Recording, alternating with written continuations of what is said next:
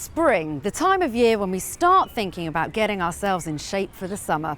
But instead of pounding it out on a treadmill, what about heading outside, getting to know your natural local habitat and saving some money while you're at it?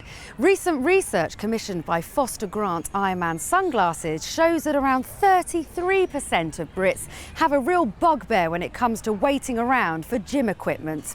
So I'm off to meet Ironman Mark Bayliss, who's going to show us how we can take our fitness into our own hands with 5 easy steps, none of which include waiting around for gym equipment.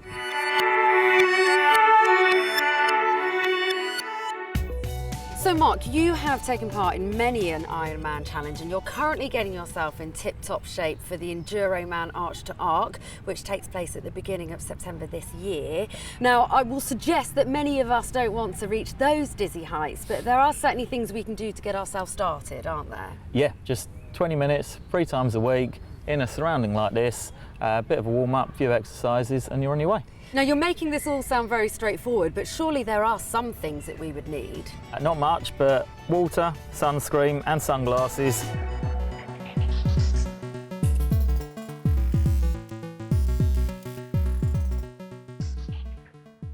So Mark, is it better psychologically to do your exercise outside than inside? Yeah, absolutely, because you've got the fresh air, just the general surroundings, and the sunshine is much, much nicer. So time for me to don on the glasses, and how about you and I get ready for our warm-up?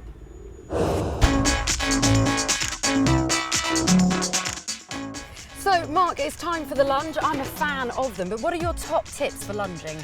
Form is much more important than strength, so it's keeping your body in line. Okay. So as you step forward without overextending, the step forward, knee over your foot, and back up again, and then alternate and back up. So Mark, it's now time for something that I'll admit I always avoid in the gym. It's the dreaded push-up. Is there anything you can show me to make it more manageable?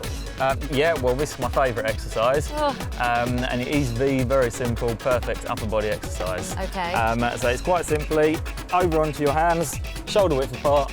If I go onto my feet, you go onto your knees, okay, which makes an easier pivot, and then straight down, chest to the floor, and back up again.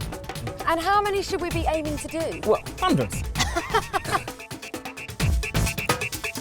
The simple squats, why are they so good for us? Well, we're working our quads and we're working our bum again.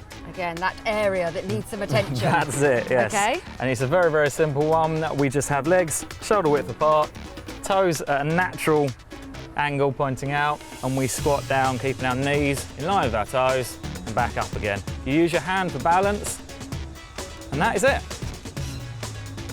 We lay back and we look, keep our head looking up to the sky. Okay. So we don't bend our neck.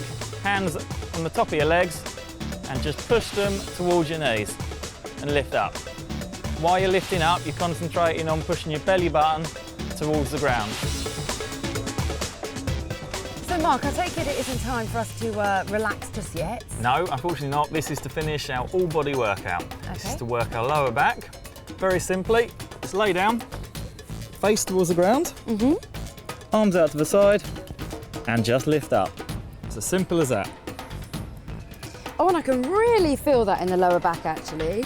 Yep, that's exactly where you should feel it. And if you keep your feet close to the ground, don't lift them up, it really isolates the lower back. I've got to say, Mark, I really enjoyed that. Much nicer being outside than sweating it out in a gym. Yeah, and it's much better weather now, and there's a lovely view. Yeah, there really is. Roll on the summer, get outside and get yourselves fit.